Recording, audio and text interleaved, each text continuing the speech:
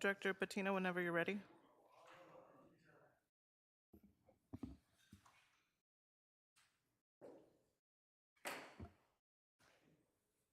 They're rearranging seats.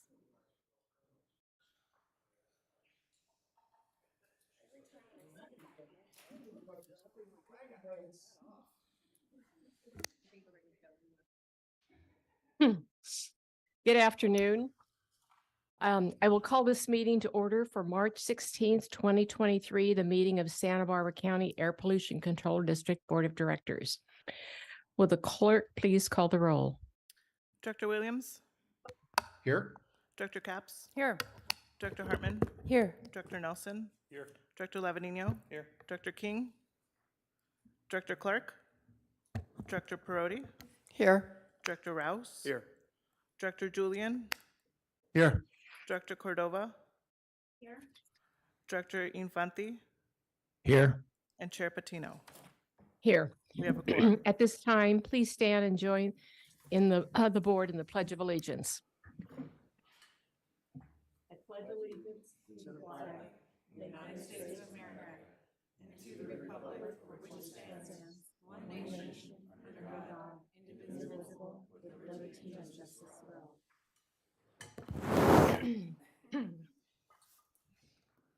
The first item of business is the approval of minutes of the January 19th, 2023 meeting. Is there any discussion?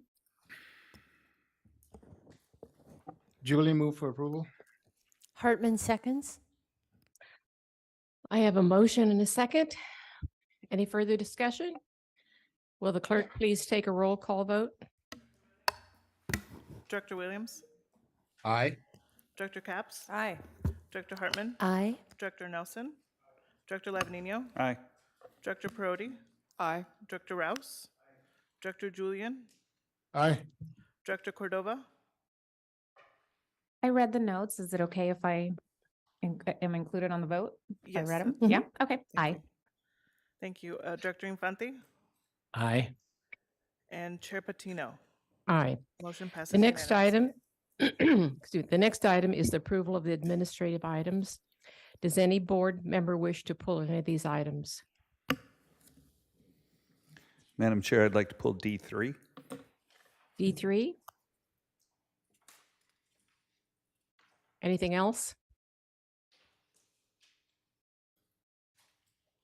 Okay, Madam Clerk, can you read D3?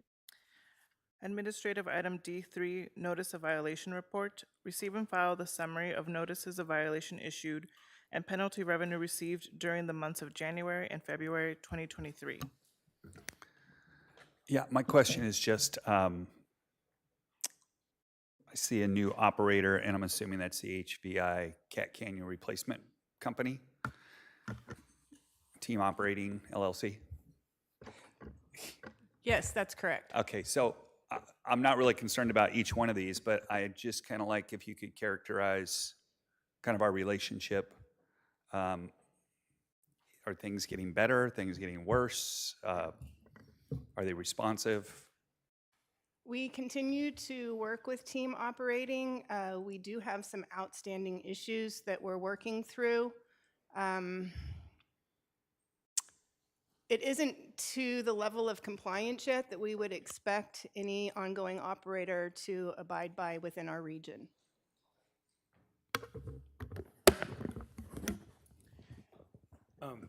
Thank you. If I may, it's not to that level yet because of the existing standard of what the assets were when team operating came on site, or is it also an operational issue? It's also an operational issue. 10-4.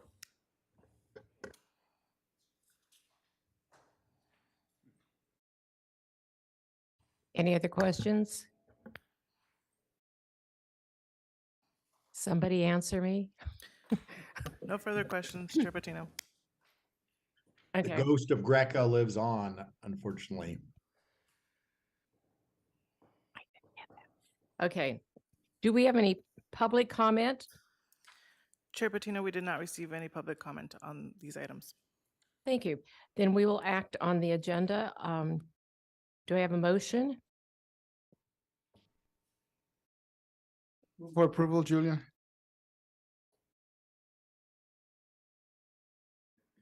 Lavanino, second. Okay. Will the clerk please take a roll call vote? Director Williams, Aye. Director Capps, Aye. Director Hartman, Aye. Director Nelson, Director Lavanino, Aye. Director Prody, Aye. Director Rouse, Director Julian, Aye. Director Cordova, Aye. Director Infante, Aye. and Chair Patino. Aye. Motion passes unanimously. Thank you. Okay, the next item is the director's report. Ms. Jenny, would you please give your report to the board? Definitely. Thank you. Good afternoon. First off, I want to welcome everyone back to our APCD board meeting in person for the most part. It's great to see all of you here and as well as up in Santa Maria. It's been a long time coming. I also want to recognize Lori. It's been 3 years of remote participation in the Rivas bill has definitely added a lot of special meetings to her agenda. So it's exciting to be moving forward now to the normal way we used to always do business. So I have a short director's report. I'll work through it quickly here. First off, I'd like to introduce a new hire at the Air District, Elisa Wharton. Alyssa was hired in January as an office technician. She was born and raised in Bakersfield. After high school, she moved to Santa Barbara and attended the Santa Barbara City College, and then went on to transfer to UC San Diego, where she earned a Bachelor of Science in General Biology. Wow. Okay, Luke. Okay, after graduating, she worked on trail crews in Eastern Sierras and Las Padres Forest, where she worked on our local trails. Thank you. After which, Alyssa got a job working with the city of Santa Barbara in the Parks and Recreation Department, helping out with special events. Since she's been working with the districts in middle of January, her duties include assisting engineers in issuing permits and letters, monitoring complaint line and routing the complaints, filing annual reports, processing the mail, and assisting customers on the phone and also in person. When she's not working, she enjoys playing beach volleyball, hiking, backpacking, and watching stand-up comedy shows. So welcome aboard.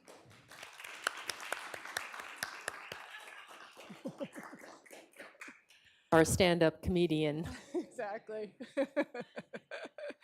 All right, I have, let's see, 2 additional issues I'd like to bring to your attention. The first one is protecting blue whales and blue skies. If you have seen in a recent news release that was issued, we've been working with our Air District partners, both the Bay Area and Ventura County APCD, to secure authors for legislation to establish a statewide voluntary vessel speed reduction program off the coast of California. Every year, container ships and auto carriers make thousands of transit in the Santa Barbara Channel. And these vessels are a significant source of air pollution. As we know, it's the majority of ozone-forming emissions in our region. And they also have an impact on the marine life. In 2018, marine shipping was responsible for the majority of Santa Barbara County ozone precursors. As a result of our efforts, AB 953 was introduced and co-authored by Assemblymember Conley from Marin County and our very own Assemblymember Hart to task the Ocean Protection Council to work with stakeholders to create a statewide voluntary vessel speed reduction program in California coast. It would expand our successful Protecting Blue Whales and Blue Skies program and engage ocean-going shipping companies and other vessels to lower their speed to 10 knots or less within the 10 or 20 nautical miles off of our coast area. This would result in reduced air pollution as well as reduced harm to whale strikes. With your board's ongoing support since this program's inception in 2014 through 2021, it has achieved over 500,000 slow speed miles, a reduction of more than 2,300 tons of nitrogen oxides, and over 76,000 metric tons of greenhouse gas emissions. It is also estimated to reduce the risk of fatal whale strikes by 50% during that time. AB 953 has been double referred to Assembly Wild Park and Wildlife and Assembly Natural Resources Committee. It will be first heard in the Water Parks and Wildlife Committee on March 28th, and both Assembly members Hart and Bennett are on those committee. And Bennett, prior to being an Assembly member, he was also on the board of Ventura County APCD with experience on this program. We are now working with local agencies and organizations to secure support for this proposal. The next item is a recent trip I was able to take to Washington, D.C. in February. I was very fortunate to be involved in a trip back to D.C. with a group of APCOs. This was a CAPCOA trip, and it was organized with staff from South Coast Air Quality Management District, Bay Area AQMD, and San Joaquin Valley. All of those air districts have lobbyists that they have been working with over the years and back in DC, and they were very instrumental in arranging meetings for us. We had a very busy schedule. I did not realize what a trip to DC in that light was all about, but we were moving from agency meeting to representative meeting. I was able to meet with the Department of Transportation Maritime Administration, US EPA, NOAA, US Interior, and a number of representatives from California. During this trip, I was able to discuss the critical issues that affect our region that include offshore oil and gas decommissioning, the vessel speed reduction program, the proposed annual PM 2.5 standard, and potential implications to our efforts with prescribed burning, and ongoing funding needs from the bipartisan infrastructure law, the Inflation Reduction Act funds, as well as 105 and 103 grants that we are successful in securing from EPA. I was also able to meet with Representative Carbajal and discuss these issues. Representative Carbajal expressed interest in reintroducing the Blue Wells, Blue Sky Act in Congress. This was originally introduced by Representative Lowenthal back in 2017. I'm following up with all the agencies and representatives who I met and to continue the dialogue on air quality needs in Santa Barbara County. And that concludes my report. Thank you, Ms. Janae. Is there any public comment on the director's report? We did not receive any public comments on the director's report. Thank you. Now is the time for members of the public to speak on items that are not on the agenda. Did we receive any requests to speak on items not on the agenda? Chair Patino, we did not receive any additional public comments, and there are no raised hands on Zoom. Thank you. The next item is discussion item G1. Will the clerk please read the item into the record? Discussion item G1, status update on construction and remodel of the district's North County office building. Receive and file an update on the construction and remodel of the district's North County office building located at 1011 West McCoy, Santa Maria, California, 93455. Today, Presentation. Oh, sorry about that. presentation will be made by Christina Aguilar. I'll hand you the baton, Tina. All right. Good afternoon, Chair Patino and members of the board. I'm here this afternoon to provide your board with a status update on the construction and remodel phase of the North County office building. The update will include a brief overview of what has been started, what has been accomplished thus far, and where the project will be headed. I'll also review an approximate timeline to get this project to the finish line. A little background on the project.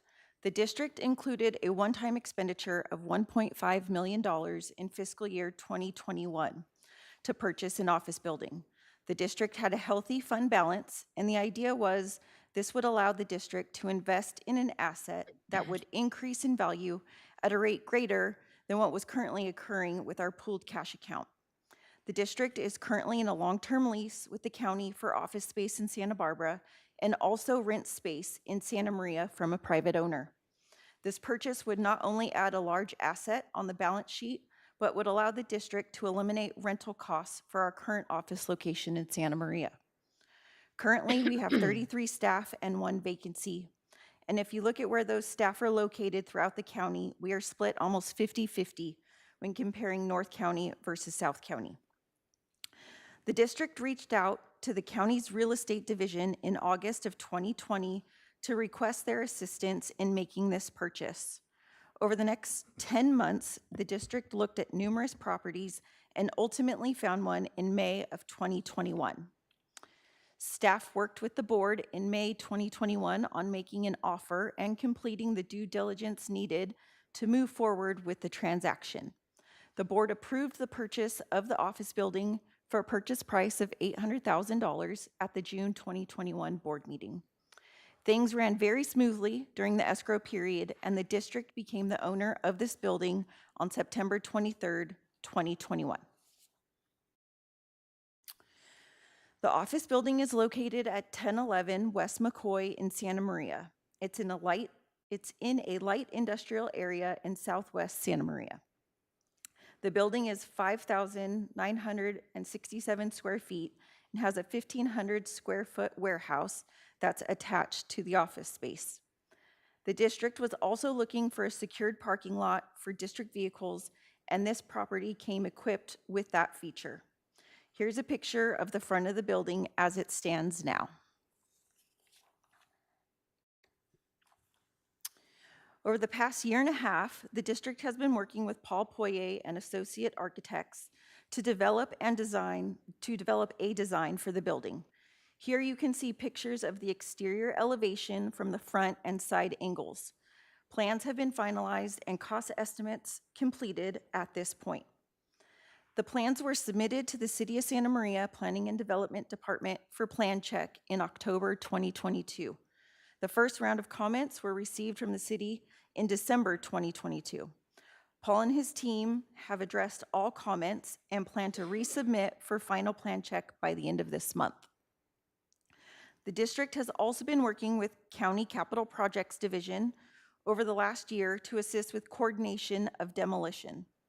A permit for demo was received from the City of Santa Maria in June 2022.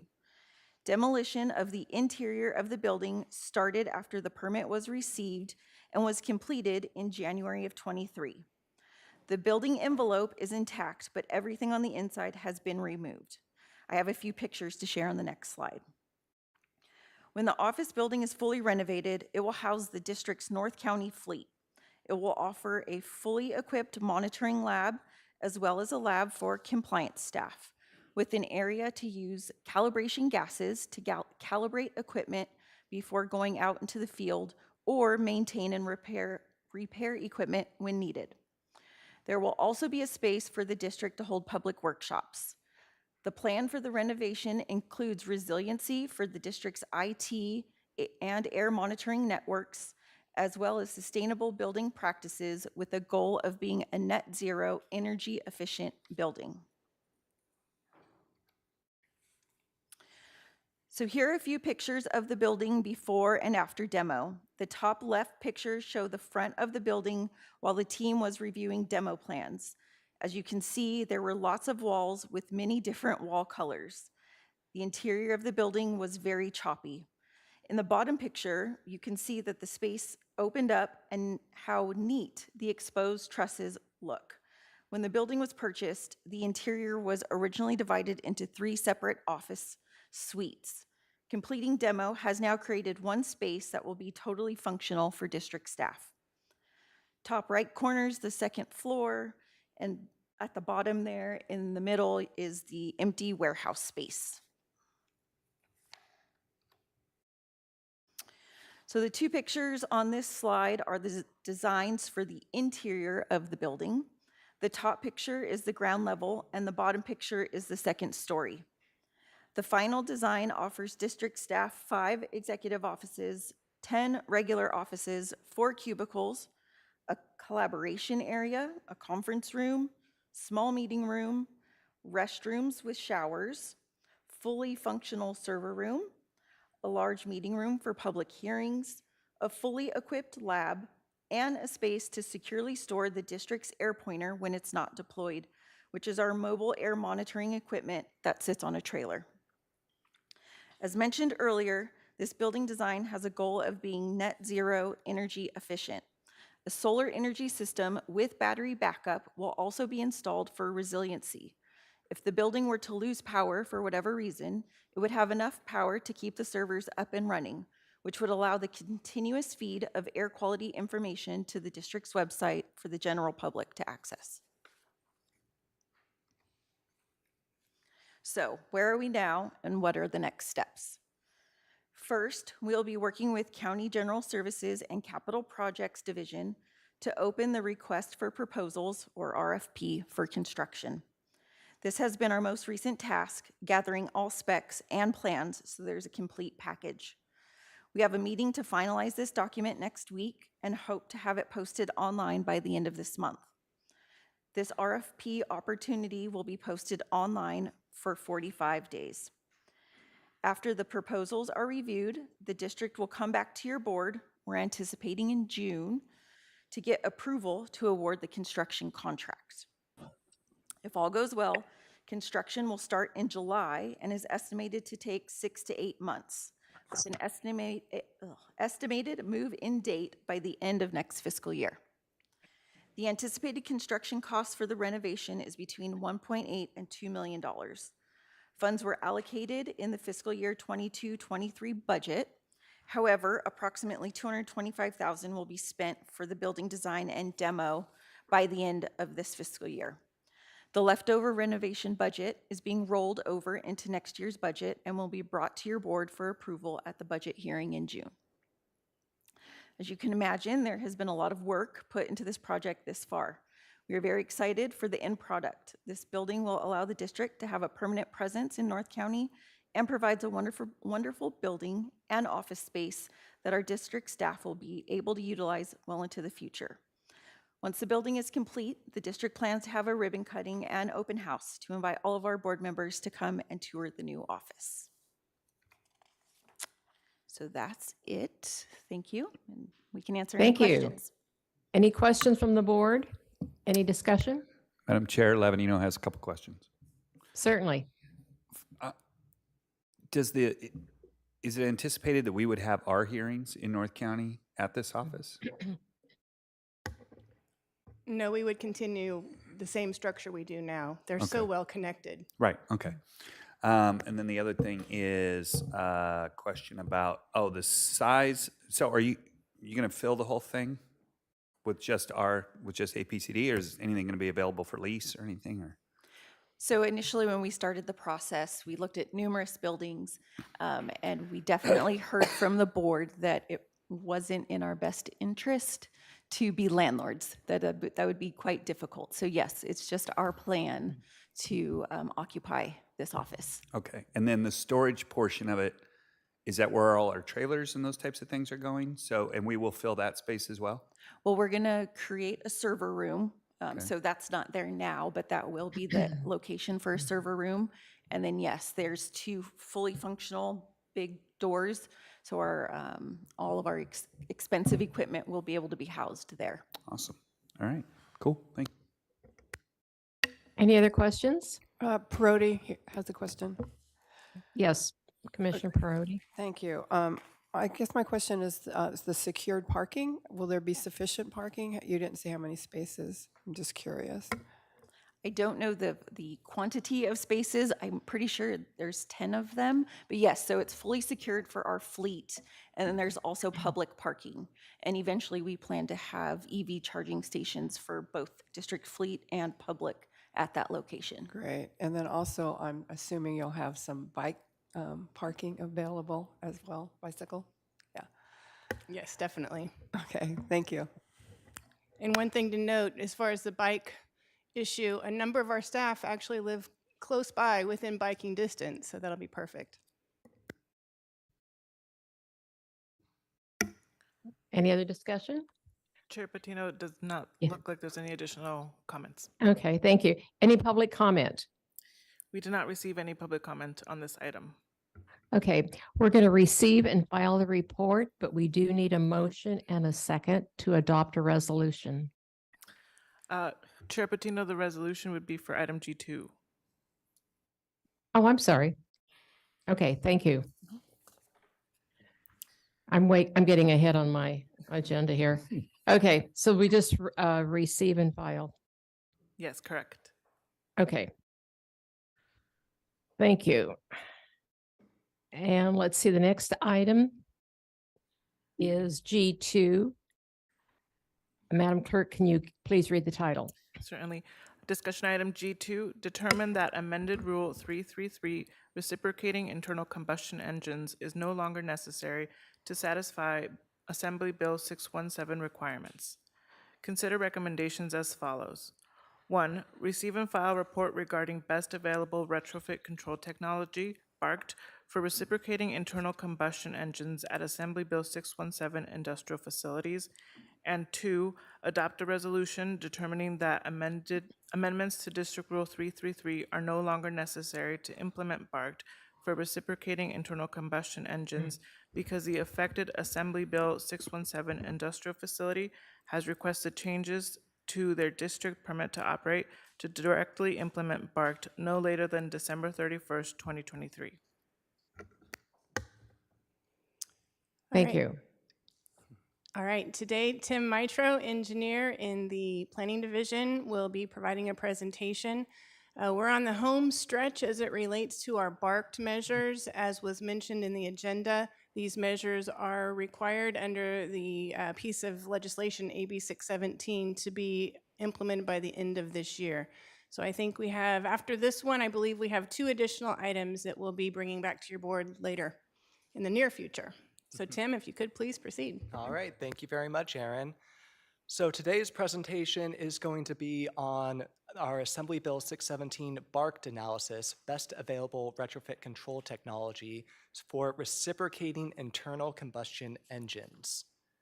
And so, as Erin mentioned, the mandate for this assessment came from AB 617, which was enacted to provide for community air protection. And one of the critical components of this piece of legislation is to require BARCT at the largest industrial facilities within California, which are the facilities that are subject to the California Cap and Trade regulation. As shown on the map, there are 6 of these facilities within Santa Barbara County, and these facilities previously emitted more than 25,000 metric tons of greenhouse gases in a single year.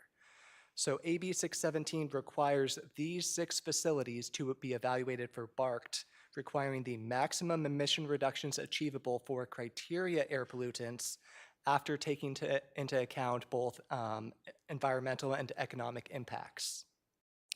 Your board adopted the original BARCT rule development schedule for the county in 2018, and it had 6 categories of equipment that we would need to evaluate for BARCT. And as Erin said as well, we finished 3 of those, and now we are on to reciprocating internal combustion engines. Before we get into the assessment itself, it's helpful to have a background about the existing district regulations on internal combustion engines. So we have District Rule 333, which was initially adopted back in 1991 to help reduce NOx emissions and to help the county attain the ozone standards.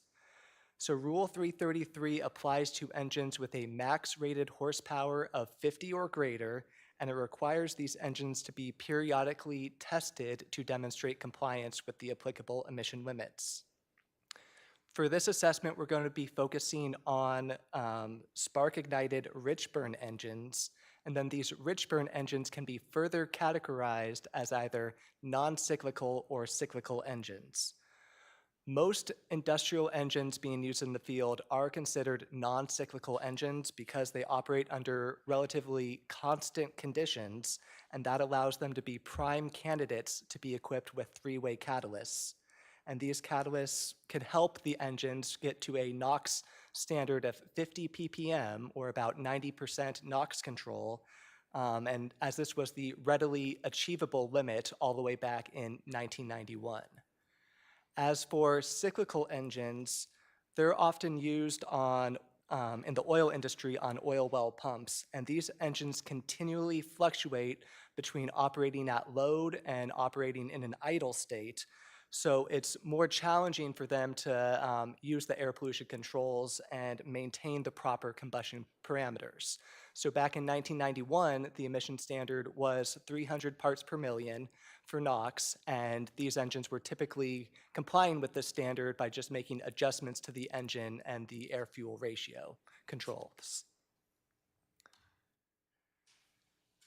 So District Rule 333 was adopted back in 1991, and it had control requirements for the larger engines However, the rule also included an exemption that allowed the operators to derate their engines to less than 50 horsepower. Currently, there are 27 of these large engines remaining at PCEC Orchid Hill, and these engines were originally manufactured back in the 1970s and 80s. And what happened is they all had orifice plates installed to make sure that they were physically limited to operating no more than 50 horsepower. So that became a physical modification to these engines to get them out of the rule, and they did not have to install any emission controls at that point in time. So the main purpose of this sparked assessment is to just reevaluate all of the older engines that are still being operating and see if emission controls are feasible today. So the full BART analysis is included in your board package, and it mainly revolves around 2 points.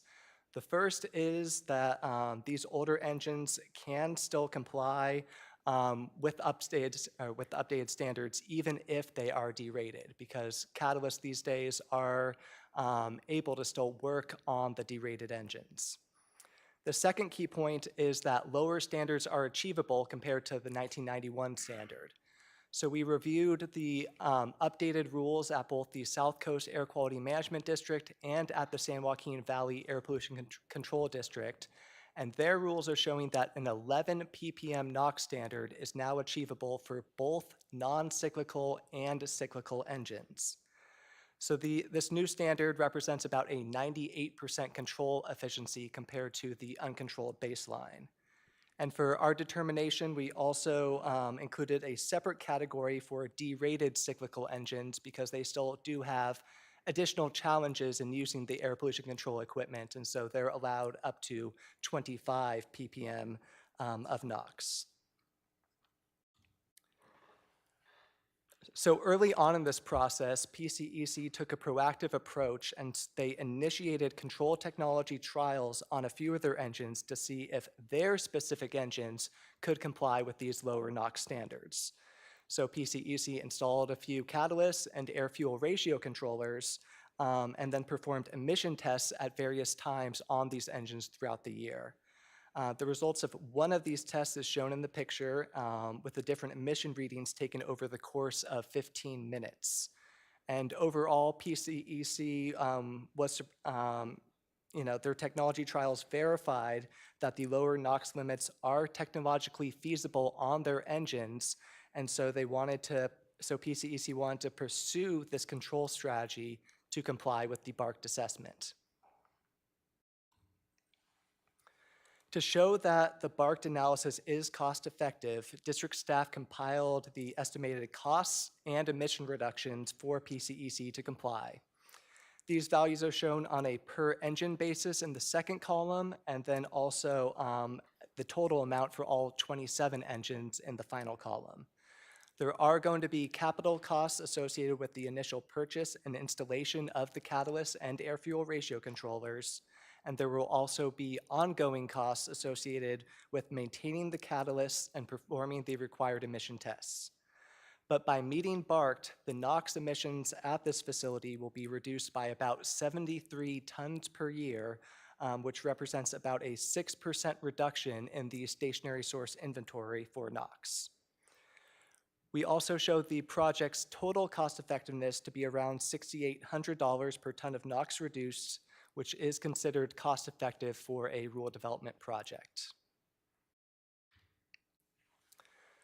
So normally the district adopts or amends rules to specify the emission standards and implementation timeline. However, in this case, we mentioned PCEC is being proactive, and they already submitted an authority to construct application to incorporate all of the BART standards directly into their operating permit.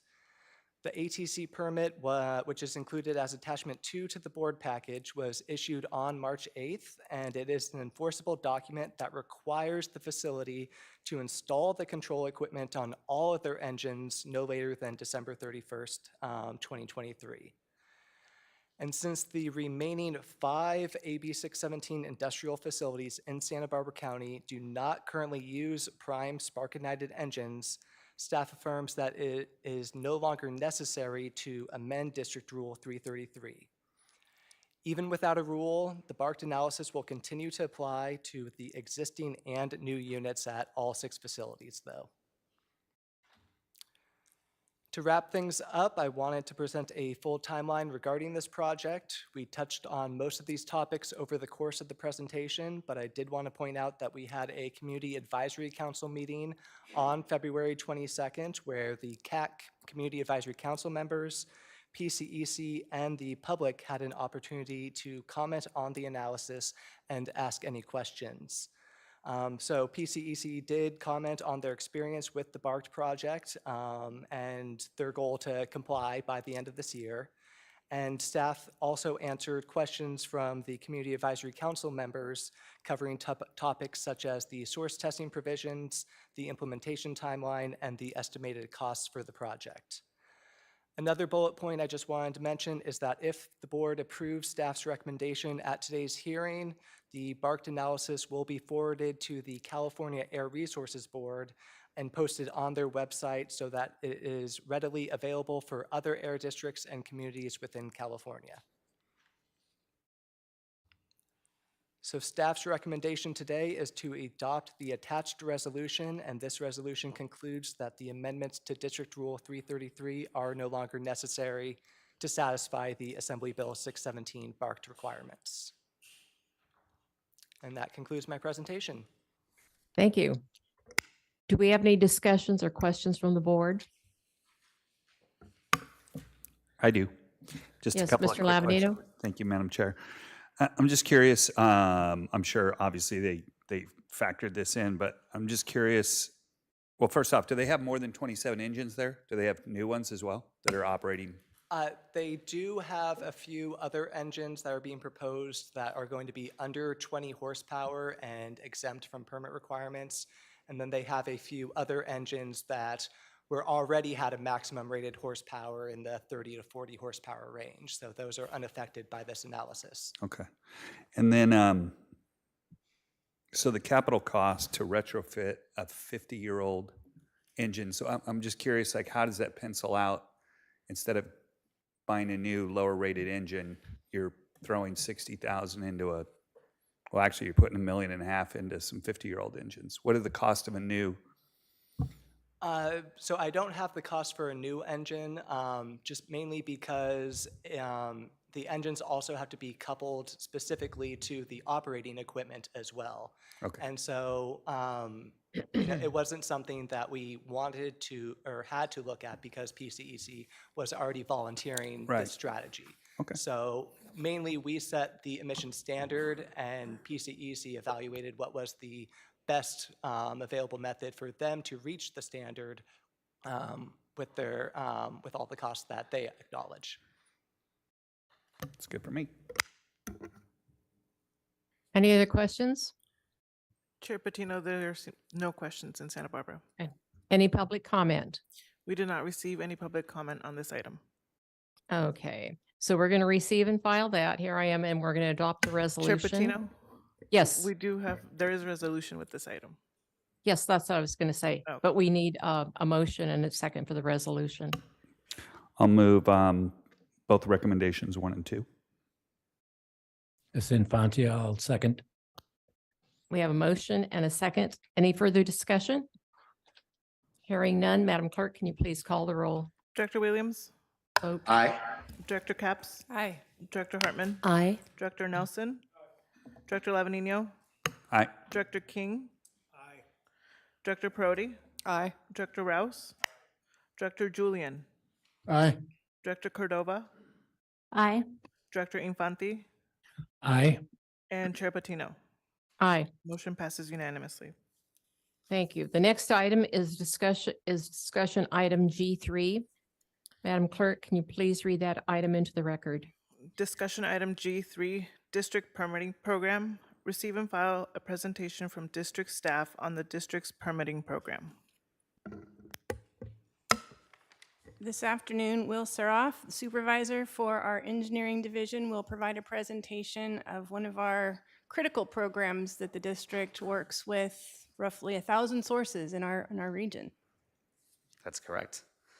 Good afternoon, Chair Patino and members of the board. My name is William Saroff. I am the engineering supervisor for the Air District, and I'm here today to provide the board with an overview of the district's permitting program. This slide contains an overview of what we will cover in this short presentation. First, we will start off discussing the background of the permit program and the reasoning behind it. Next, we will talk about the types of facilities and operations that fall into our permitting program. I will also provide a high-level overview of our entire permit process from cradle to grave. I will talk about the elements of a permit, as well as how our new source review rule is implemented to ensure we continue our path towards attainment for all pollutants. Lastly, I will provide you with some statistics on the permit program, including how many active permits are issued by the district and the number of permit applications the district typically receives each year. We will end the presentation with a quick overview of our permitted facilities map, which is an excellent resource for identifying the location of permitted operations in the county. The goals of the district permitting program are to ensure that businesses are designed, constructed, and operated to minimize air pollution and to provide information to the district on the type and amount of air pollution generated. To that end, we issue technically rigorous and effective permits to new and existing stationary sources and ensure each project complies with all applicable local, state, and federal air quality rules and regulations.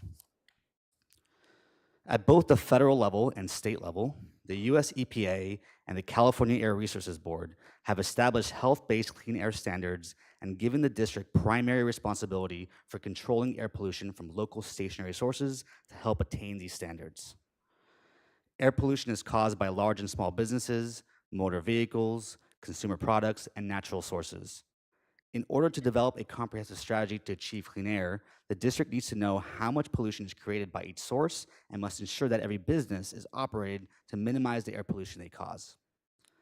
To fulfill this responsibility, the district adopts rules in accordance with state and federal laws and issues permits requiring compliance with these regulations. Permits specify conditions of construction and operation that are consistent with the district's countywide clean air strategy and quantify and track emissions that have been permitted to occur. The district's mandate to implement a stationary source permitting program originates from the California Health and Safety Code, Section 42300.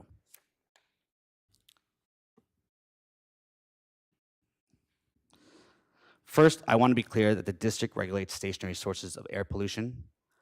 The stationary sources we regulate include a broad range of industries, processes, and equipment. The most common examples of facilities and equipment permitted by the district include gas stations, combustion equipment such as boilers, process heaters, engines, and turbines, onshore and offshore oil and gas operations, landfills and wastewater treatment facilities, contaminated soil cleanup projects, mineral processing facilities, wineries, and cannabis manufacturing operations. Unique to our specific location, the district also regulates certain emitting activities associated with commercial space operations at Vandenberg Space Force Base. We do not regulate motor vehicles, marine vessels, trains, aircraft, consumer products, or indoor air pollution. In general, the district implements a two-step permitting process. First, the applicant applies for an authority to construct permit.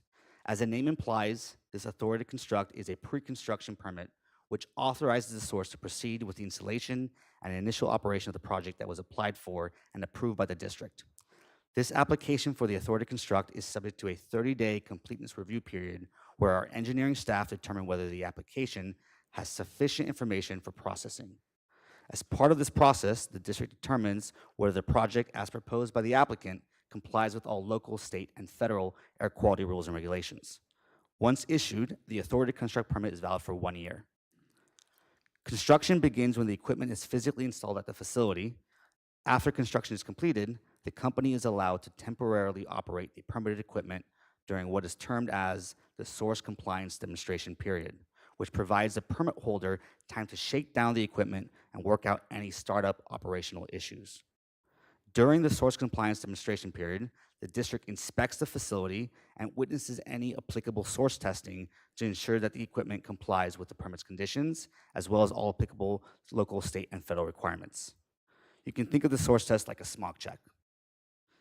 Upon successfully demonstrating that the permitted equipment complies with all applicable requirements, the business then applies for the long-term operating permit known as the permit to operate.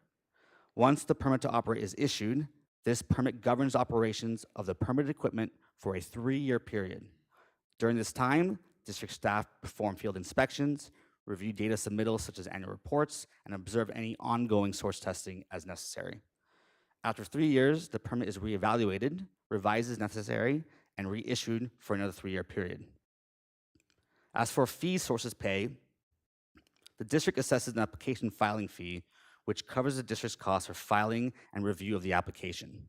Upon issuance of the permit, an evaluation fee is assessed in accordance with Rule 210 based on the type and size of equipment being permitted. This evaluation fee is intended to cover district costs associated with the issuance of the permit, as well as the ongoing compliance activities for the life of that permit. The district aims to have exemplary service when it comes to helping our sources work through the permitting process. We understand that the myriad of rules and regulations that come from the federal, state, and local level can be confusing to applicants, especially for smaller sources that may not have the resources for a full-time environmental team. Therefore, the District Engineering Division prides itself on our customer service and responsiveness. We routinely meet with and guide our sources through the permit process and provide clarity on the requirements that a source may be subject to based on their proposed operations. In general, all district permits contain similar information and permit conditions. All permits include identifying information such as the facility name, the location, and the company that owns and operates the equipment, as well as a unique permit number. Permit conditions normally include an emission limitation condition, which restrict how much pollution the equipment can emit. These emission limits are based on the worst case reasonable operating scenario for the project as proposed by the applicant. Our permits also include operational restrictions, which ensure compliance with the emission limits and require the equipment to be operated to minimize air pollution. For example, these operating restrictions may include fuel limits or operating hour limitations, requirements to install emission controls, or operate the equipment within a set parameter. Additionally, all of our permits include monitoring, record keeping, and reporting requirements to ensure that the emission limits and operating restrictions placed on the permit are being observed and recorded such that the district can evaluate compliance with the permit. For example, if a piece of equipment has a fuel use limit in the permit, we will likely have a requirement for the installation of a calibrated fuel meter to monitor the fuel usage and related record keeping and reporting requirements to record the fuel usage and submit it to the district as part of an annual report. In addition, all permits contain an engineering evaluation that discusses the applicable federal, state, and local rules, regulations, and requirements, as well as any other analyses that were performed during the permitting process. Getting more into the specifics of our permit application review, I want to provide some detail about our new source review rule. New source review is an important tool to help a district attain and maintain all state and federal ambient air quality standards, while still allowing for new businesses to open and existing businesses to expand. All permit applications for new sources and modifications to existing sources are subject to new source review. To put simply, new source review sets requirements that are triggered at certain emission thresholds. If the potential emissions of a project based on a reasonable worst-case operating scenario exceed these thresholds, the source is required to comply with the applicable new source review requirement. These requirements include best available control technology, air quality impact analysis, health risk assessment, emissions offsets, and public noticing. Best available control technology is a requirement for the source to install the latest and greatest emission control technology. An air quality impact analysis is a modeling exercise that models the project's emissions to ensure it will not cause a violation or interfere with the district's path towards attainment and maintenance of any ambient air quality standard. A health risk assessment takes the modeling exercise one step further and quantifies the potential health risk from the project to ensure it does not exceed our board-adopted significant risk thresholds. For large projects or modifications at large existing sources, there also may be requirements to offset new emissions using emission reduction credits. An emission reduction credit is earned by a company when it reduces air emissions voluntarily beyond what is required by any permit or rules. These emission credits can then be used by the original owner or sold on the open market to companies that may need them. Lastly, some large projects trigger public noticing requirements. In general, the larger the project or the larger the modification is, it may trigger more new source review requirements. Now for some statistics on our permitting program. The district's engineering division processes approximately 600 new permitting actions per year. Overall, the district currently has 2,271 active permits and 1,397 permitted facilities, although this changes all the time. Approximately 39% of the permits we issue are for combustion equipment such as engines and boilers. 23% are oil and gas related. 10% are for gas stations and other fuel storage operations. 10% are for businesses that use coatings and solvents, and the remaining 18% are divided amongst various other industries and equipment that we permit. We currently have 187 applications being processed and 20 new applications being reviewed for completeness. I want to finish this presentation by letting the board know about our online permitted facilities map, which is an excellent source of information for both permitted sources and the public. This online permitted facilities map tool is useful to find permitted facilities throughout the county and download their current operating permits. It's accessible by the public on our website, and I'm sure you all are aware of this. We are currently in the process of revamping and remodernizing our permitted facilities map to provide additional functionality. And that concludes my presentation. Any questions? Thank you. Any questions from the board? Yes, thank you, Chair Patino. This is Director Yes, Nelson. Director Nelson. Yes, thank you. Do we have any discretion on what types of facilities that we permit or not? Yeah, I can maybe answer that. Our Rule 201 sets a requirement to permit any air emissions from sources that are stationary, and then we have a Rule 202 that basically exempts sources from there on. So it depends on the source and their process whether we permit them or not. I guess I'm trying to understand it. Rule 201 and 202 are our rules, Yes. right? And what are we compelled to, from state and federal laws, to have things on 201 and 202, or are there things that are within our discretion that we've decided on Rule 201 and 202? Yeah, I mean, Aaron. I'm pretty sure the categories that we have on Rule 201 are required of local air districts. But to clarify for folks that aren't included in that, we have Rule 202 that clearly identifies those that are exempt, like agricultural activities. I see wineries on here, though. Only the processing, and it's similar to cannabis. You think of the grape, when it's growing, we don't regulate that. But when the grape is picked and then moved into processing, that's when our regulatory authority kicks in, just like on cannabis. When the flower is harvested, it goes into the manufacturing side, which is then under our regulatory authority. Sure. I would still argue that's still agriculture, so I'm just curious if that's our rule, that we decide to start to regulate agriculture at that point, or is that compelled by a state or federal requirement? Yeah, I mean, we consider that post-harvest activities after it's been picked and it's processed. When it's fermenting in a tank, for example, that's post-harvesting activities. I understand what we're doing, but I'm just asking, where does that authority come from? Is it discretion of this body, or is that something that is required from a state or federal? Chair and Director Nelson, so there are definitions of agriculture and agricultural operations in the state code. We could look a little bit further into it and follow up with you. Yeah, I'd be really curious. Again, you know, I'm not saying that we should change it. I just want to make sure that I understand the authority that we have here. Because I know a lot of things that we do we're required to do, and so we're just more of an implementing agency. But I think it's important for all of us to understand what we're doing, that we're becomes something where we have discretion on whether we want to regulate further on things. And you know, that goes to also, I know we're all about stationary sources. To confirm, we don't have any authority or have no option to reach out and grab authority on, you know, things like vehicles or other mobile stock. The one thing I'd like to point out that we do have regulatory authority relates to offshore oil and gas, the platform activities, and actually this district was instrumental in expanding the Clean Air Act, the Federal Clean Air Act, to allow us to regulate the vessels or mobile equipment associated to operating, maintaining, and decommissioning the offshore oil. Okay. And just to jump back to agriculture for a moment, I'm just kind of curious if all air pollution districts throughout the state of California regulate agricultural processing, because I think that would be also some good information for us to know or not. And if they don't, why would they, or why do they, or why don't they? 'Cause I'm again, pretty that sure gets they into- all do, and it's even interesting with cannabis, and I bring cannabis up since it's the latest thing to enter into the legal regulatory arena. There's even some districts that have stretched their authority to regulate the growing of cannabis. We've decided that it's not within our jurisdiction or the definition as far as a crop, but there are some that have gone even beyond that. Sure, I understand that. I still differentiate the two.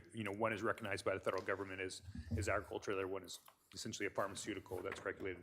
So those things are different to me, but I wanted to make sure I understand what our regulatory authority is and where it comes from, and again, whether there's discretion there. Because I think if there is, then it opens up potentially some more options and discussions that we might have here at the board in the future about regulating those sources, and are we regulating them to an extent that it makes it too difficult for some of our industries, especially agriculture, to grow and to flourish. And that's something I would always be curious about. I've always heard that some of our rules are more restrictive than like San Francisco County when it comes to ag processing, and I would like to understand that a little bit better. So this conversation was an opportunity for me to ask these questions, and I would like to get some more, and it can be offline, but it'd be helpful for me. Thank you. All right, we'll do that. Thank you. Chair Thank you. Patino, this is Yes. Director Hartman.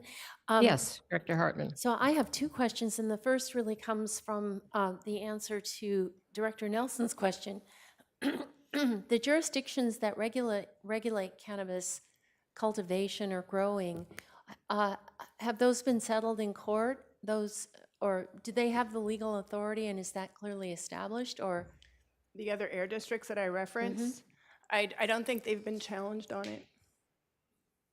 But based on our definition of the Health and Safety Code and the information that's been put out by CDFA, I don't recall the acronym, California Food and, do you remember? Based on their definitions, it didn't apply to us as far as the ability to regulate the growing. so we would say that it doesn't apply to other districts, or is there something different? I mean, We're not saying it does or doesn't for another air district. That's within their jurisdiction to make their own decision as their board allows them to do. yeah, I'd be interested in knowing more about that. But the question that I was originally going to ask was, do we in any case regulate emissions of a particular pollutant from the facility under the bubble concept, or is it each individual piece of equipment? Emissions from stationary equipment is evaluated on a per equipment basis. There are some sources of emissions that are area wide. For example, from fugitive components from oil and gas facilities. So there are some that we do over a broader area, Yes, some emissions come from a broader area. and that allows them to mix and match the different facilities within that area. It depends on the process, but generally the permit will include quantifying emissions from both those area sources and the individual equipment that has a stack. Okay, thank you. Madam Chair, it's Steve again. Yes, Mr. Thank you. Lavanino. So I know we don't regulate trains. We did have some public comment from some folks that came to our Board of Supervisors meeting that was asking about trains going through Guadalupe after we saw what happened in Ohio. And if we don't regulate, and we're not who is the local, who do we go to that says what's on these trains, how long can they be there, and what happens in case of an emergency? Do we know what's on those trains at least? We don't know what's on the trains. We do not regulate the trains, but what's going on in Ohio really provided us the opportunity to take a look at that horrible experience and also reflect back to our emergency response plan. It was a project that we put before an intern actually to do some evaluation and a reflection on our plan. Management team's in the process of reviewing that now to see if we need to modify anything going forward so we can be prepared for any derailment activity from a source like that throughout the county. Okay. Do we know? Does anybody know who actually is the regulator? Chair and Director Lavanino, I don't remember the exact details, but we have looked into this in a number of contexts about how far the district's discretion, in a rail yard, there might be some things that Right. you could permit, but not the trains themselves. But I believe it's some sort of federal agency. Okay, Probably But- Department of Transportation. okay. All right. So even tankers like that are driving on our highway, we're more in, I mean, your oversight would be when the emergency happens, then you're in testing and alerting and that sort Right. of thing. And wanting to make sure that we are there involved in the actual Right. incident to provide our expertise. Okay. Thank you. Any other comments? Chair Patino, there Sir? seems to be no additional comments in Santa Barbara. Thank you. Any public comments? We did not receive any public comment on this item. Thank you. So this is a receive and file item. Under announcements, we have this meeting will be rebroadcast on Sunday, March 19th, 2023 at 5 o'clock on County of Santa Barbara TV, Channel 20. If there's no further business, the Santa Barbara County Air Pollution Control District Board is adjourned to 1 p.m. on May 18th, 2023. Thank you.